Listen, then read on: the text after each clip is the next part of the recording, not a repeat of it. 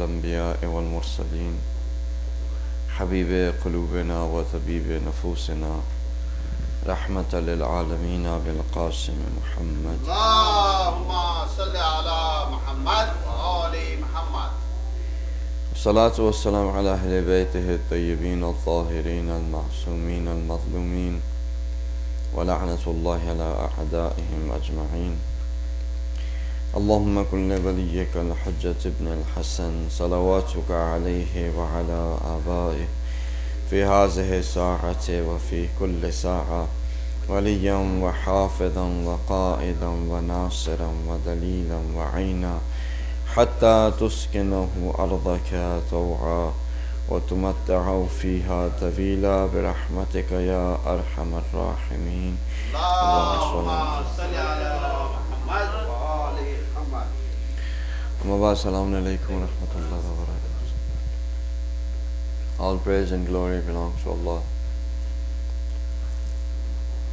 the creator of this universe, the one who is entirely merciful and the one who is especially merciful.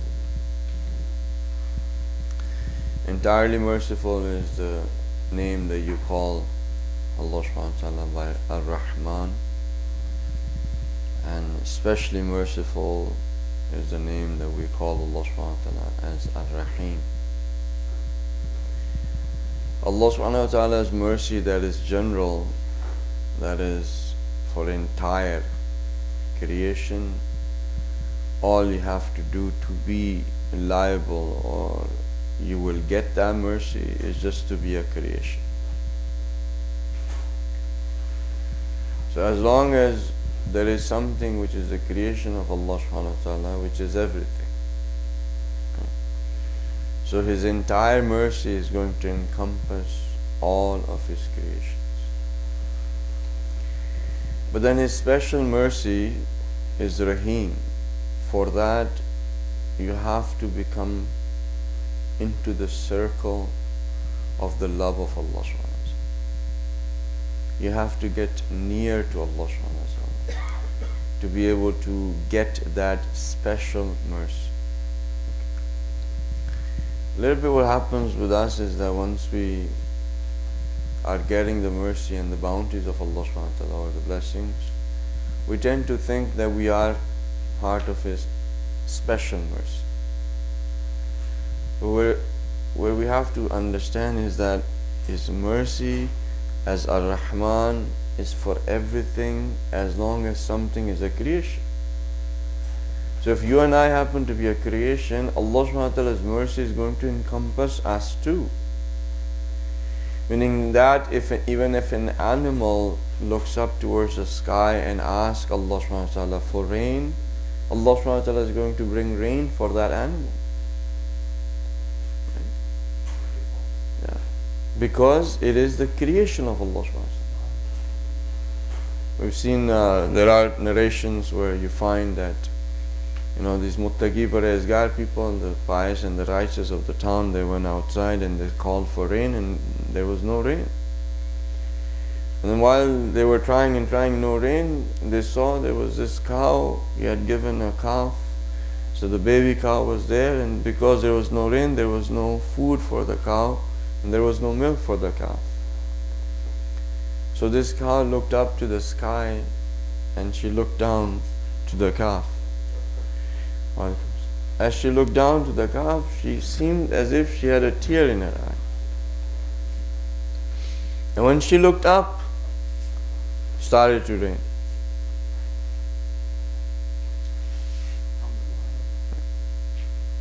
So Allah subhanahu wa ta'ala brought rain in that area where the righteous and pious, so-called righteous and pious, were praying, but no rain was not coming.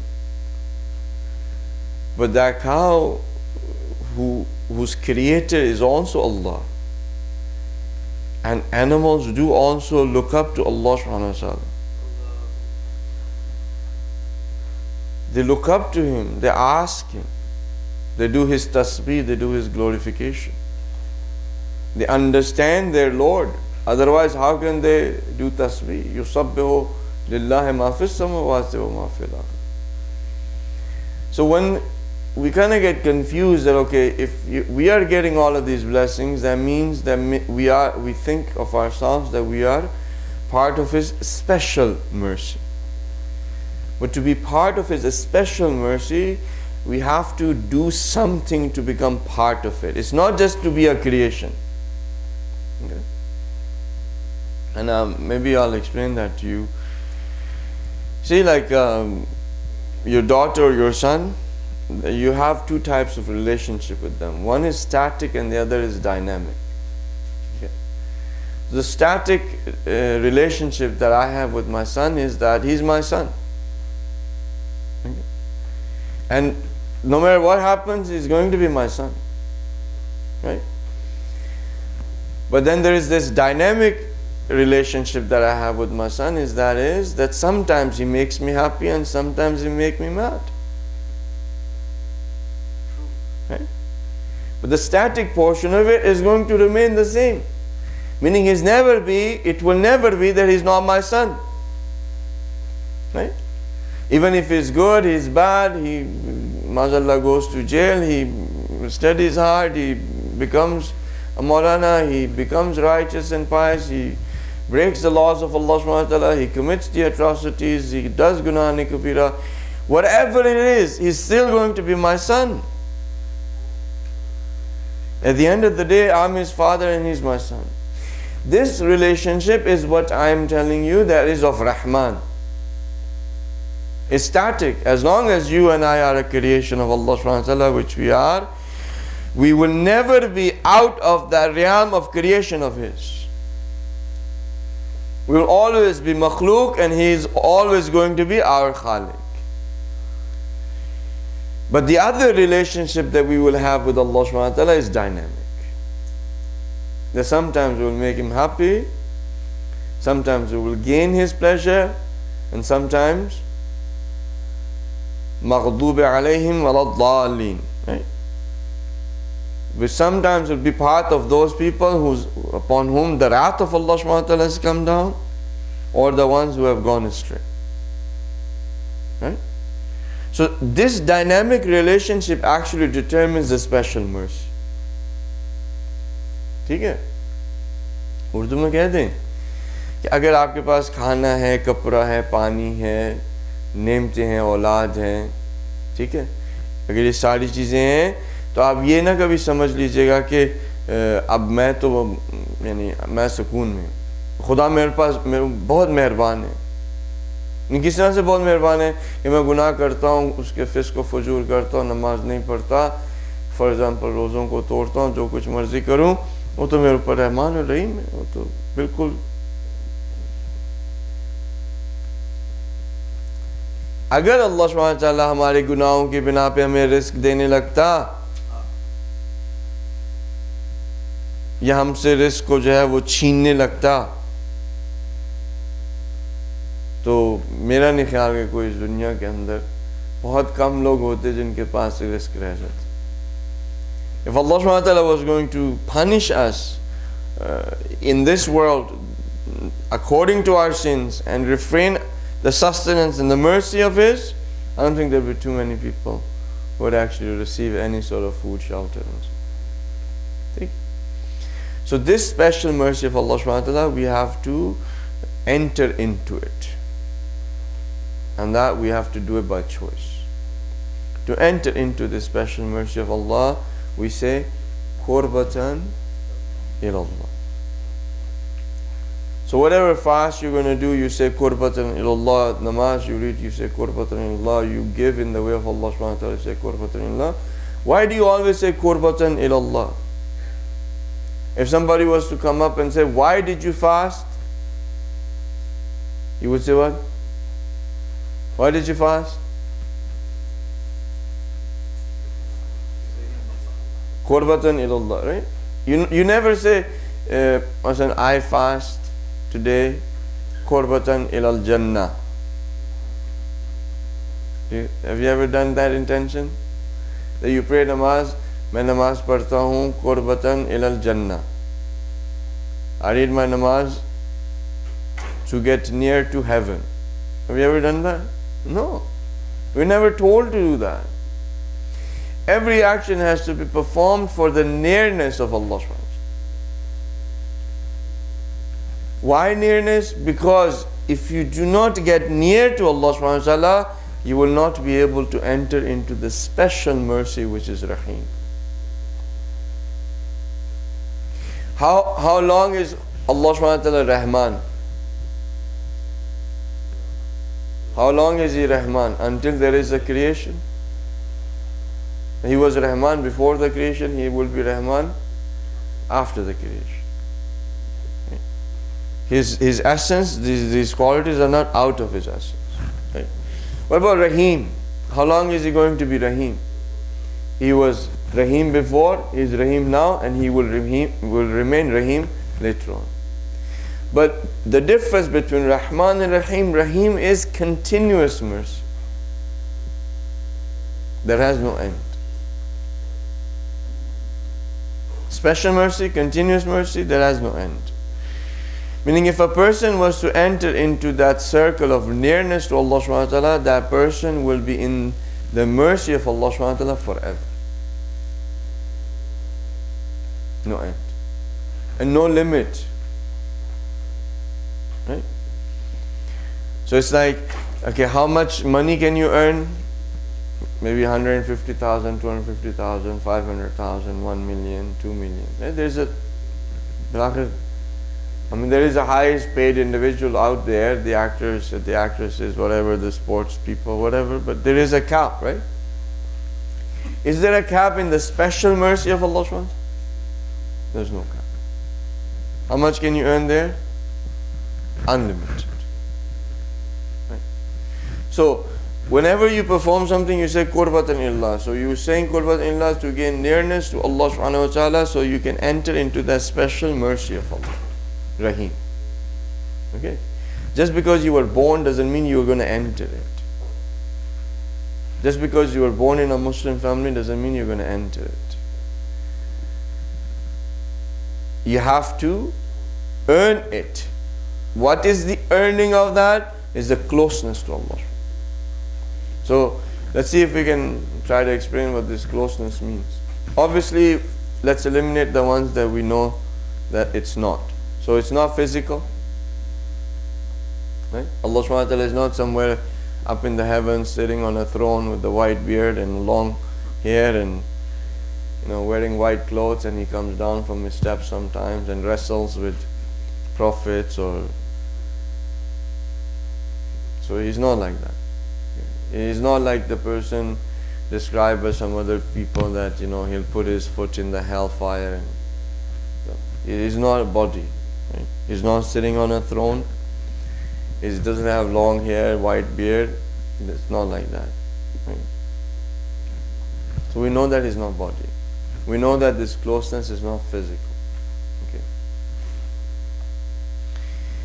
If it's not physical, then how is it that we can go away from Allah? Right? If we did not go away from Allah subhanahu wa ta'ala, why do you say qurbatan ilallah? If you did not go away from Him, why do you make the intention, I pray namaz so I can get nearness to Allah subhanahu wa ta'ala?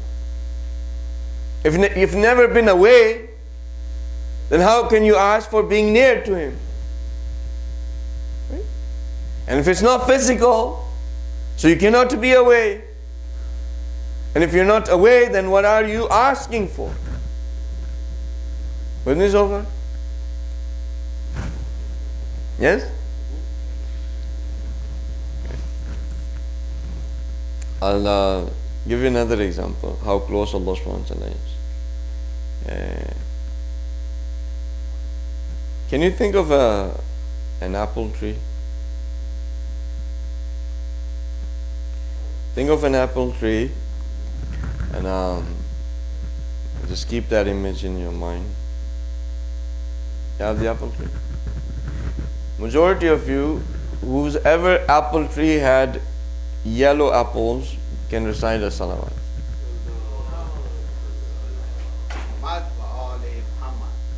I think majority of you, the ones who said the salawat, their apples were still red, but they heard the name salawat, so they recited it. Majority of you, when you made that apple tree in your imagination, the apples were red. If there was anybody who had yellow apples or green apples, raise your hand.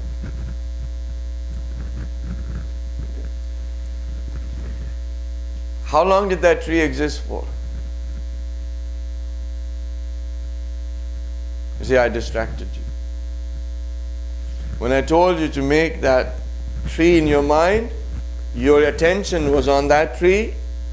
Until your attention was on that tree, it existed.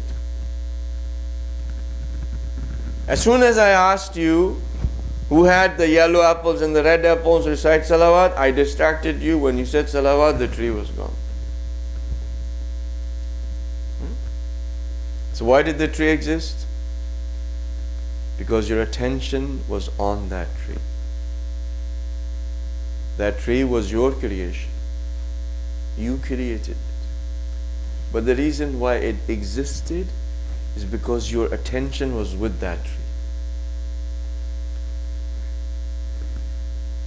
The reason why I exist is because Allah subhanahu wa ta'ala's attention is on me. Even if for a moment, if the minutest of the moment, His attention goes away from me, I'm no longer there.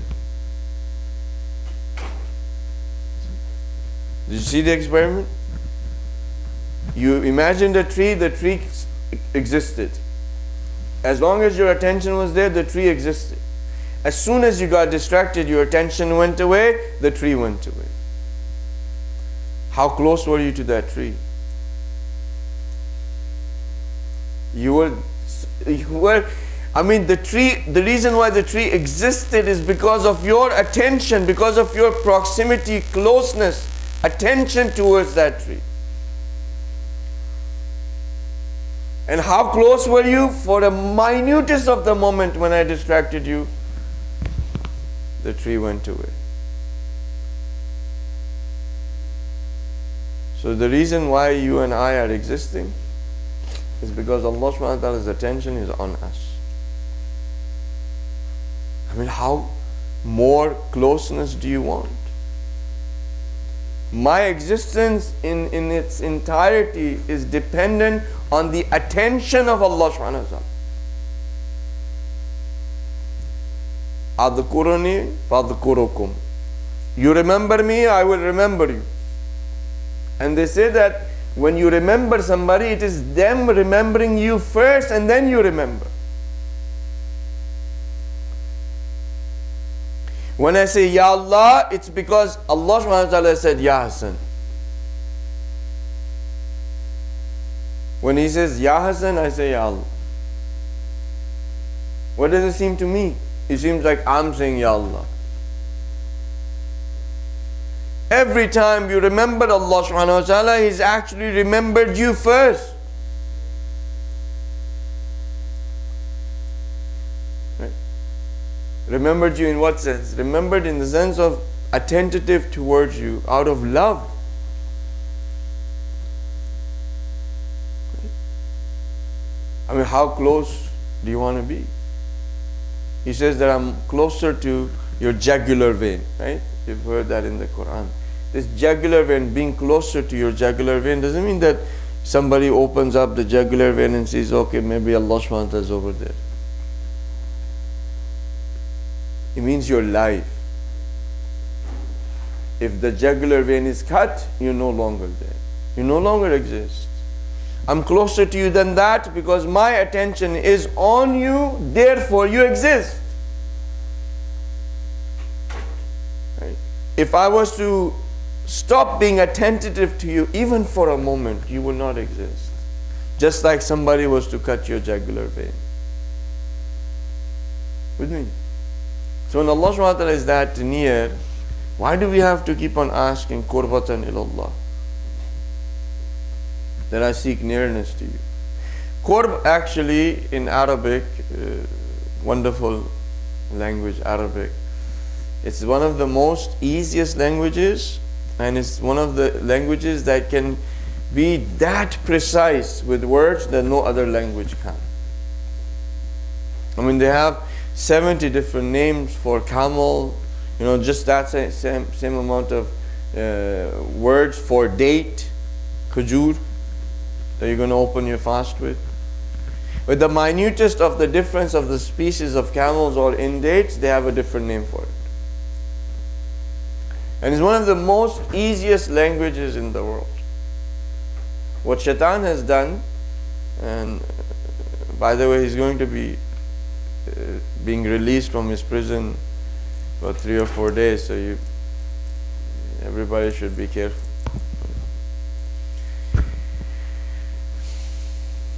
This protection of my Ramadan is not going to stay with us for too long. It's going to go away, and if you can recite it about salawat.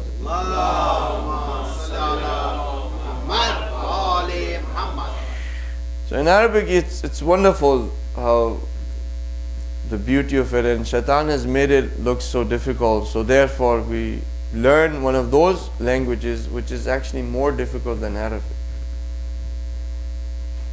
You know which language that is, which is more difficult than Arabic? It's actually, I'm speaking. English is actually more difficult than Arabic, and almost the whole world knows English. Right? Where did it start? From a small little island. Little island, it's like not even a continent, it's just a little island, and it started from there, and everybody now knows English. And Arabic, which is actually the language in which the Muslims have, Allah subhanahu wa ta'ala has spoken to them. When we are told to read Arabic,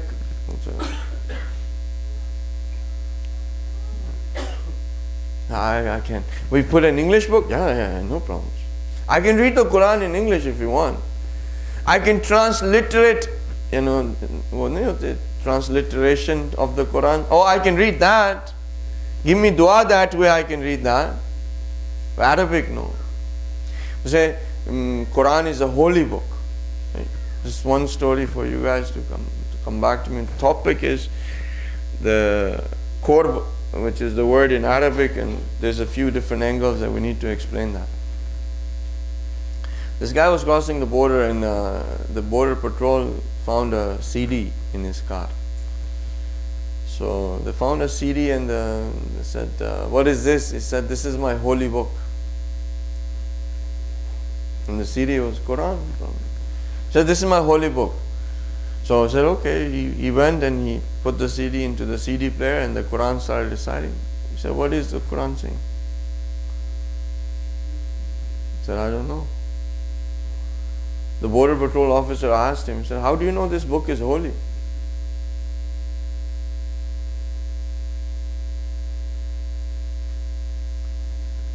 So if you don't understand what it is saying, how do you know it is holy?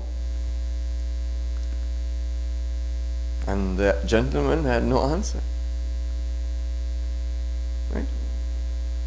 It's like just two Arabs fighting, and person from Pakistan going and looking at them saying, what Quran they recite. And they're fighting with each other. Maazallah, swearing at each other. MashaAllah, look how holy these guys are. Just because they speak Arab. So qurb in Arabic has many different angles to understand, but I'll just use one angle and we'll say love. So qurb, how nearness, okay, nearness to the point of what? Nearness to the point of falling in love. Okay. Who do you fall in love with? Something which is beautiful, something which is perfect, someone that blesses you, someone that gives you the blessings, right? You fall in love with that being. So basically when you say qurbatan ilallah, what you're saying is that, oh Allah subhanahu wa ta'ala, I would like to fall in love with you.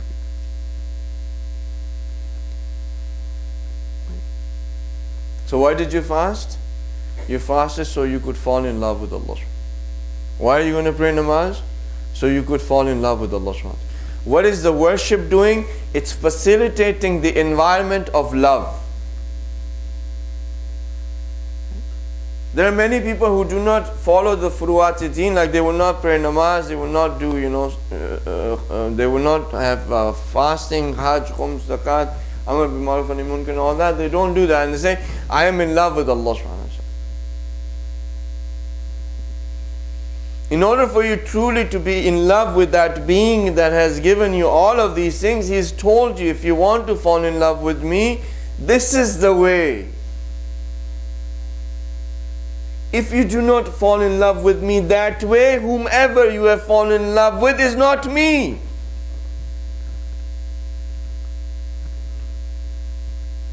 So if I pray namaz, I'm saying qurbatan illah, I'm saying to Allah subhanahu wa ta'ala, I want to fall in love with you, because this is the prescribed method to fall in love with you. And my prayer is actually a sign of that love. So those people who say that you just have to be a good person, a spiritual person, you don't need religion and everything, you can fall in love with God. Well, you are falling in love with something, but that something is not God. It's probably your own self. Or that contentment, or from the meditation, from yoga, this sukoon you get, this peace of mind that you get, that bliss you get, that's probably what you're falling in love with. Not actually God. Right? So, the other angle that we can look at qurb is, the more that you are in need of Allah subhanahu wa ta'ala, the more closer you are to Him. I have just 3 angles and I'll finish it. Okay? So first one was the angle of love. The second is your dependency on Him. The more you are dependent on Him, the more you are going to be closer to Allah. The more you think you are independent, just that much you're going to be away from Allah. With me? When we were young, we were dependent on our parents. Right? And then we came up to be 2 or 3 years old, and our mothers used to feed us. We say, no, I want to do it myself. Right? So we would take the spoon out of her hand and we'd say, I'm going to feed myself. A person who is dependent, who sees themselves to be dependent on Allah subhanahu wa ta'ala, does not take the spoon out from the hands of the mother. He says, I can do it. He says, oh Allah, even when I came into this earth, I could not do it myself, and you gave me my mother as means to feed me, to clothe me, and as I have grown, I still cannot do. You will always have means for me, and I will always be your dependent. I will never become independent. That if I can have knowledge, I cannot do it independently. I'm dependent of you. If you bless me, I will have knowledge. I cannot have my own attention towards you unless and until you bless me. When I stand up for prayer, I cannot be attentive to you independently. If you wish, if you want, I am dependent of your attention. And how are human beings going? They're like, we don't need anything. Right? We don't need anything. We don't even need religion. We don't need God. So what's happening when you say, I don't need God in my life? You're getting away from Him. The Holy Prophet has said that even if you want the lace of your shoe, you should ask Allah.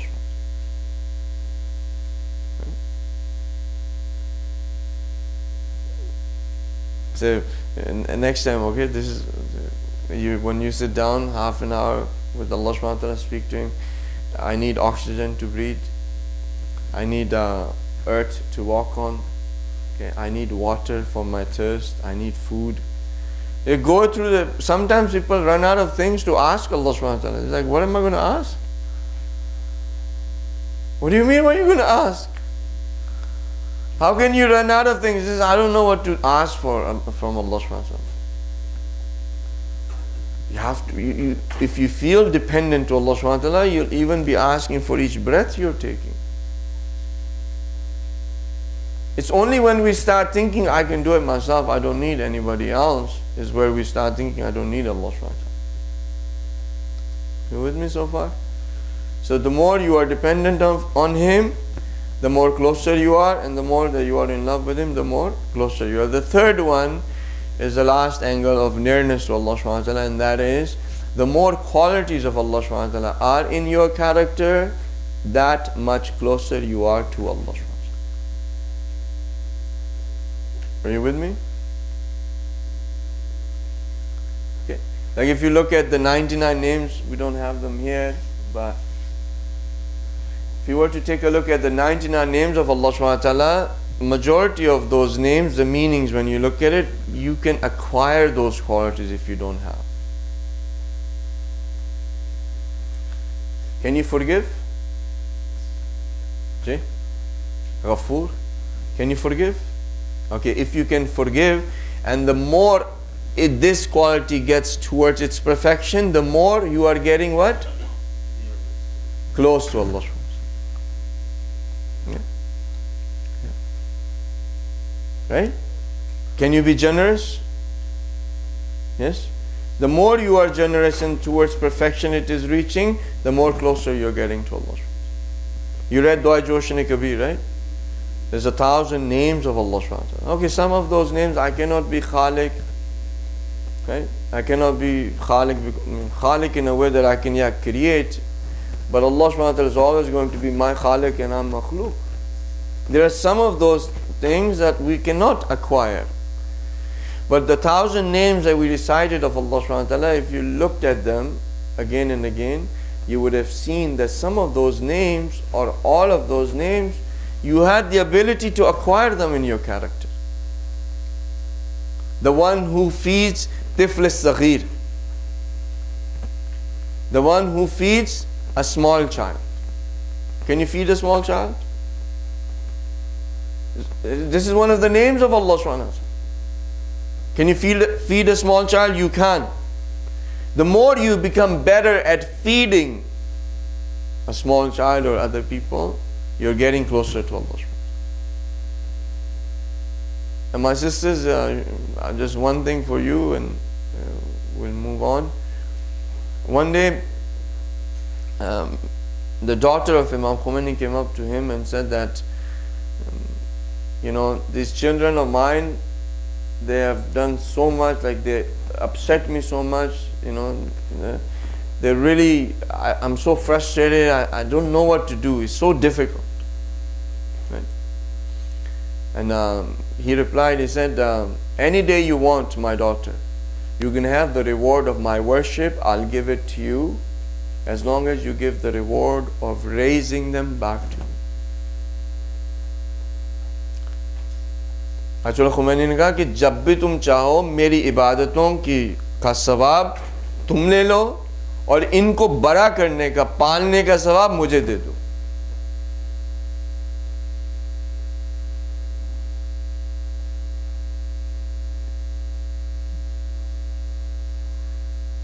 These mothers who think that, raising the children or going through difficulty, you get frustrated or is not important, it is important. You are building, you're doing that character which is the quality of Allah subhanahu wa ta'ala. He's the one who feeds Tifl al-Saghir. Right? When you help somebody who's alone, who does not have anybody, and you help them, it's also one of the names of Allah subhanahu wa ta'ala. He's a neighbor to the one who does not have a neighbor. Right? When you look at 1,000 names of Allah subhanahu wa ta'ala in Dua Josh-e-Kabir, those are things that you can acquire. And when you acquire them, you'll get closer to Allah subhanahu wa ta'ala. And I was noticing, we were reciting Dua Josh-e-Kabir that day, and it was Shab-e-Qadr as well, one of the holiest nights of the year. There was a little fly that got hurt. Right? Somebody probably hit her, or him or her, and her wing was a little bit broken and she was suffering and she wanted to. I was looking at her, I kept her with me and I was looking at her and I was thinking, if in our breaths there was any spirituality, if we had reached at any place, with all of the ailments that were coming up on the TV, if we had reached any place, this fly would have been, usko shafa mil jani chahiye. मक्खी थी, वो शायद उसको चोट लग गई थी, वो मेरे पास थोड़ी देर रही, उसको बाहर छोड़ दिया। मैं ये सोचा था अगर हम कहीं पे पहुंचे हुए होते, अगर हमारे नफूस में कोई असर होता, हमारे सांसों में कोई असर होता, हमारे दिलों में कोई असर होता उस दुआ का, तो वो जो छोटी सी मक्खी थी उसको ठीक हो जाना चाहिए था। हम जो वो दुआएं कर रहे थे कि ये घुटनों के दर्द की दुआ है, ये है, ये वो है, ये वो है, वो सब पढ़ रहे थे, लेकिन हम सब की रूहानियत इतनी नहीं थी कि एक मक्खी को हम शिफा दे सकें।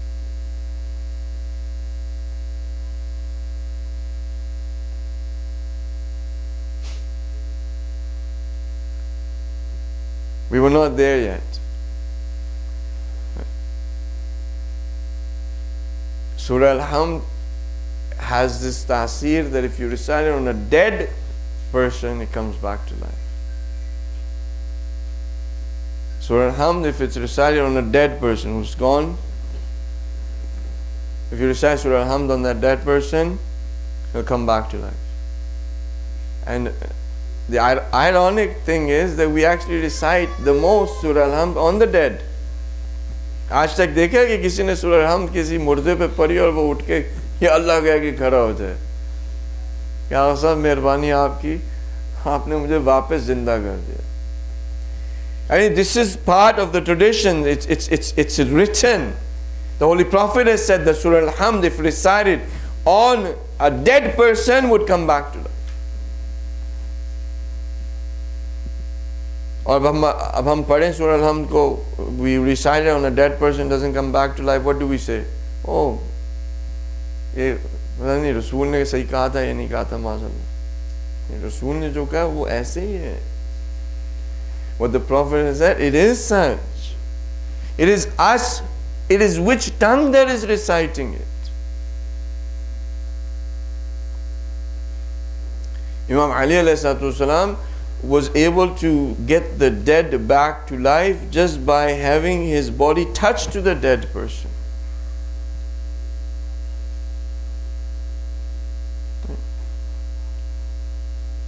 If you look at the miracles of Imam Masumin alayhi salam, or you look at the miracles of the prophets, they're bringing dead back to life. Why were they able to do that? Just this Bismillah ar-Rahman ar-Rahim that we recite all the time. Bismillah ar-Rahman ar-Rahim, if it is recited by that individual who has reached the place of qurb of Allah subhanahu wa ta'ala, can walk on water. You can say Bismillah ar-Rahman ar-Rahim and go and start walking on water. So the reason why this is not happening is this third angle. That the tongues that are reciting these words, the character of those beings have none of the qualities of Allah. And when you don't have the qualities of Allah in your character, you haven't gotten close to Him. You have gotten close to that being that you have the characteristics of. If I have anger, then I've gotten much closer to a dog than Allah. If I like to hurt other people, I'm much more closer to shaitan than I am with Allah. If I like to create problems among the community as fitna, fasad, I'm more closer to shaitan than Allah. These are not the qualities of Allah. He's wadud, He's muhaimin, He's mu'min, He's ghafur, ghaffar. Where are those qualities in us? If we are forgiving to somebody, इस तरह से हम लोगों को माफ़ करते हैं कि if the person, वो अगर ज़मीन पे लेट के अपना मुंह जो है वो खाक में भी मले और हमारे पाँव को चूमे, तो हम फिर कहते ठीक है मैं माफ़ किया, फिर भी हमारे दिल के अंदर कोई नहीं इसको मैंने अभी माफ़ नहीं करना था। ये खुदा की सिफत है। हम कहते हैं अस्तगफिरुल्लाह रब्बी व अतूबु इलैह, अल्लाह सुब्हानहू व तआला कहता है माफ किया। हाथा हम आवाज से भी ना कहें, अगर हम सिर्फ नादिम हो जाएं अपने गुनाह पे, रसूल ने कहा कि निदामत खुद तौबा है। अगर हम नादिम हो जाएं अपने गुनाह पे, अल्लाह सुब्हानहू व तआला कहता है माफ किया। और कौन सा गुनाह? वो गुनाह जो हम बार बार करते, बार बार उस गुनाह को करते हैं, बार बार करते हैं, बार बार करते हैं और सिर्फ नादिम होते हैं उस गुनाह पे। खुदा कहता है मैंने माफ किया।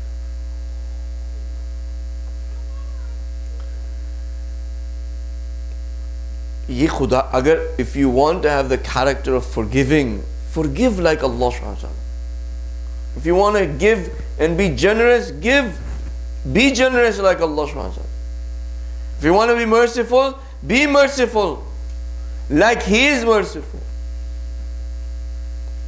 If you want to love, love like He loves. If you do that, you get closer to Him. And therefore, Imam Ali alayhi salatu wasalam was, and Imam Masumin alayhi salam and Rasulullah sallallahu alaihi wasallam, they were that close to Allah subhanahu wa ta'ala. Why? Because all of His qualities reflected through them. The Prophet was hit on his head. They threw stones at him and his head started bleeding. He went and he hid in these mountains. As Jibreel alayhi salatu wasalam came, Hazrat Mikail alayhi salatu wasalam came, the angels of Allah subhanahu wa ta'ala came down. This was in the beginning when he started doing his tabligh. They came down and they said, Ya Rasulullah, if you ask us, just give us the permission, we will annihilate this nation. हम इस कौम को तबाह बर्बाद कर देंगे। Rasulullah sallallahu alaihi wasallam ने कहा नहीं, अपने हाथों को उठाया, he picked up his hands and he said to Allah subhanahu wa ta'ala, oh Allah subhanahu wa ta'ala, forgive this nation, it does not know what it does. And his head is bleeding, his blood is coming up. There's another narration where the Prophet said to Allah subhanahu wa ta'ala, oh Allah, on the day of judgment, let me be the judge of my nation. Do not have my nation stand with other nations so that they will get embarrassed. Let me just judge them, and if they are going to be embarrassed, let them be embarrassed in front of me.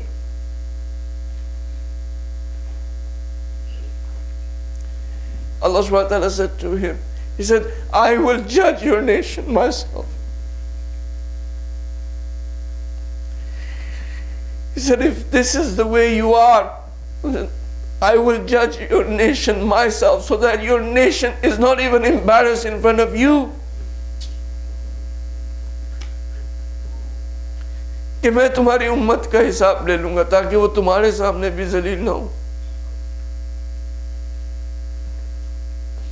हम उस रसूल को मानते हैं और उस रसूल का रास्ता ये है कि किसी को अगर माफ करना है तो उनको शर्मिंदा ना होने दें,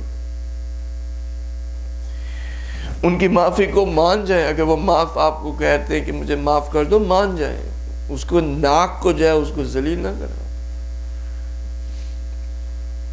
जो कुर्ब इलाही है उसको अगर आप चाहते हैं तो तीन रास्ते उसके, एक ये कि खुदा से प्यार करने लगे, आप उसके नजदीक हो जाएंगे। दूसरा ये उसके मोहताज हो जाए, जितना मोहताज हो जाएंगे आप उसके नज़दीक हो जाएंगे। और तीसरा ये है कि खुदा की सिफ़ात को अपने अंदर लेकर, अगर इन तीन कामों को आप करते हैं, आप उस मकाम में कुर्ब पे पहुंच जाएंगे जब आपकी ज़बान से अल्हम्दुलिल्लाह रब्बिल आलमीन निकलेगा, एक मुर्दा भी जिंदा हो जाए।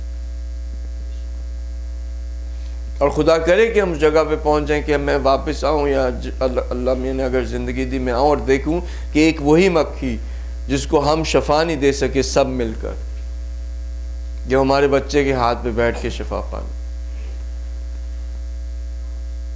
हम ये जो गुनाह करते हैं, हम कितने खुदा के फयूज से पीछे रह जाते हैं, कितनी खुदा की रहमतों से हम पीछे रह जाते हैं। खुदा के रहीम के दायरे में दाखिल होना है तो इन तीन कामों को करना पड़ेगा। इंशाअल्लाह कि अल्लाह सुब्हानहू व तआला मुझे और आपको तौफीक दे और हम इन कामों को करें। और वो इमाम जो कि खुदा की तमाम सिफ़ात के पे करें, खुदा उनको अपने ज़ुबान में रखे, जल्द अज जल्द उनको लेकर आए। बिस्मिल्लाहिर्रहमानिर्रहीम वल अस्र इन्नल इंसाना लफ़ी खुस्र इल्लल्लज़ीना आमनु व अमिलुस्सॉलिहात व तवास्सौ